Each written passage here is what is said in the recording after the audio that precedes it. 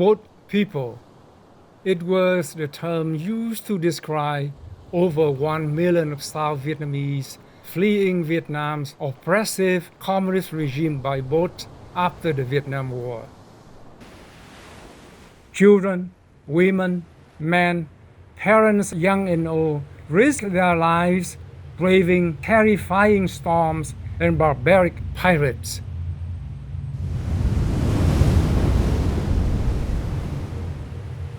To stay alive, some were forced to cannibalism.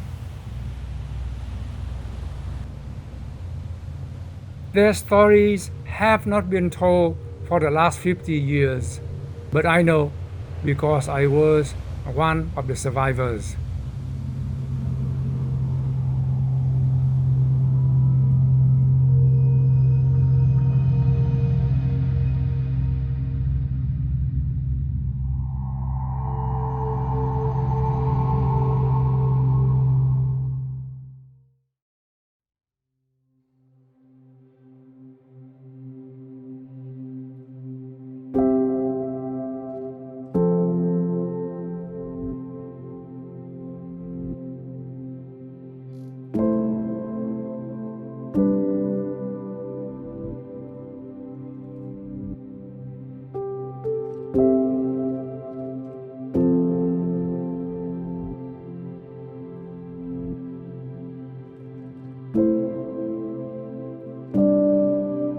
Cái đời sống mà dưới cái chế độ cộng sản á, đêm nào mình cũng sợ anh ạ.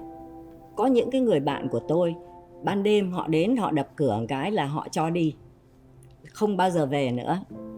Thế rồi thì cái gì cũng cấm đoán. Mình là công dân hạng 3, hạng 4 chứ không phải công dân hạng 2 nữa. Thành phần con mình đó là con của sĩ quan chế độ cũ đó, sẽ dù có đỗ tú tài chăng nữa cũng không được vào đại học, cũng không được, nếu có không có tương lai gì cả. Anh ấy là biệt phái nhưng mà đi học tập trong miền Nam thôi, thì chúng tôi được đi thăm nuôi, nhưng mà anh ấy bị ở tù mất là 2 năm 6 tháng. Chúng tôi mới là nhất định mạo hiểm để một sống hai chết, là để đi tìm đường, đi tìm tự do. Khi nhà tôi về, sau 10 năm nhà tôi trở về, tôi đã đem 2 con sang bên này rồi, vượt biên sang bên này rồi. Và sau khi đó nhà tôi được thả ra,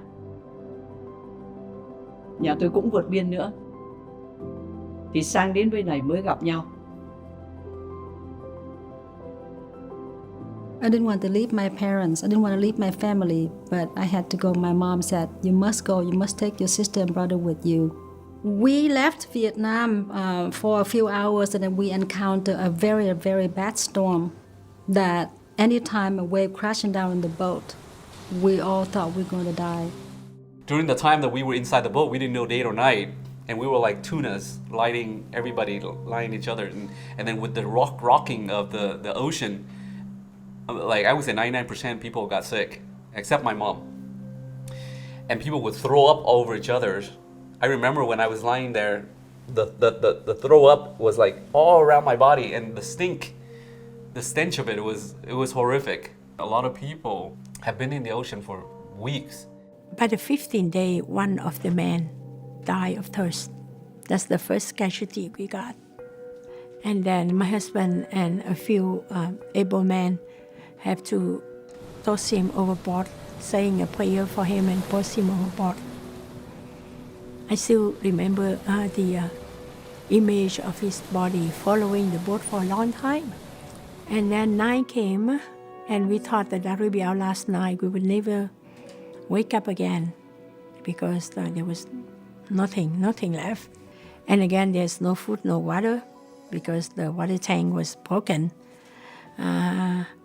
And we drifted for 10 days until we ran into the first pirate's boat. I remember at one of the incidents, the captain sent all of the women and young girls down to the bottom of the boat. So we went down to the bottom and we picked up vomit, feces, grease, whatever we can to smear our face and body, hoping that if we smell bad and look bad, the pirates will spare us. The first pirate boat took everything, robbed everything from us. And so when they found out that we have nothing left to be robbed, they tried to kill us. They tried to ram our boat. They back up very far and they speed up very fast and they ram on our boat. I remember there was two twins. They were beautiful. Her whole boat was raided by pirates for, I think, 3 times. The first time when they raided the boat, all the men that was 15 years or older was hit and broke the ankle. They're here, the knee. The pirate broke their knee and then throw them overboard. And then only the woman was left, but then the one that's pretty, they would rape. So she was raped 3 times. So at that time, my daughter was with me, and she's pretty, and the young pirate want her to take off her clothes, and she tried to reject them. They took my daughter, they threw at the other boat. So I still remember at this time, my daughter looked at me with the tears in her eye. Daddy, help me. Daddy, help me. So I tried to get her leg back like this. They used a knife, or maybe they spare. They knife from my back. Okay? So, since at that time, I cannot forget. So I was looking for my daughters almost, I think, 34 years already. But I keep praying to God day in and day out. I know that someday I can get my daughter back.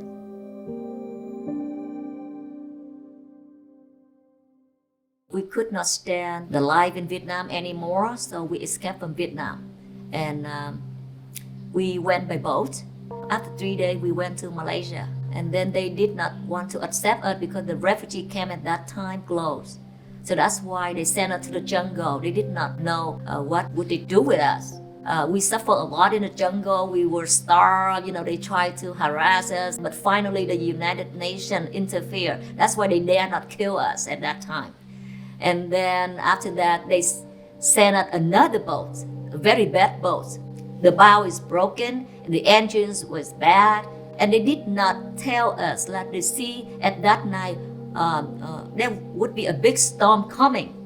They want us to die in the ocean, It's kind of surreal to think that the story of 400,000 people is just lost underneath the waves forever because people in America don't care or don't want to print it in the history books and just don't know about the challenges and the struggles of the South Vietnamese people trying to escape South Vietnam. And if we say that 400,000 people die in the ocean and their stories are not told, then it's going to be lost forever.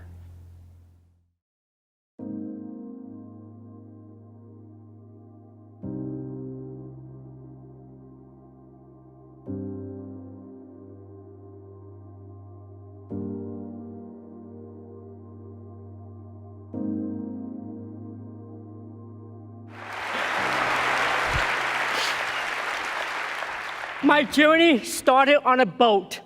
I spent a year in a refugee camp. And somehow, I ended up here on Hollywood's biggest stage. I escaped from Vietnam.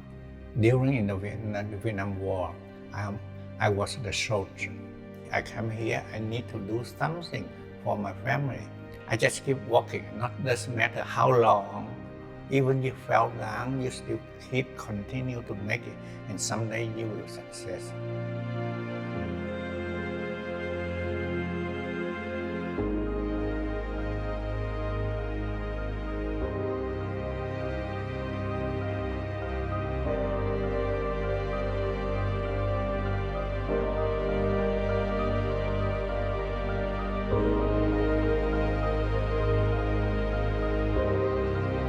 Mais quand je vois les flottes, les Syriens qui quittent le pays, et l'Ukraine qui quitte le pays, pour aller chercher un foyer à vivre.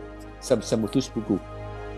I can actually see a lot of similarities between the Vietnamese boat people and Syrian war, when there is so many people were fleeing the country, fighting for their lives. We're not better, we're not worse than the other person. We're all human, we all deserve equal treatment. Never forget the value of life and of the other human being, because he deserves just as much as you do.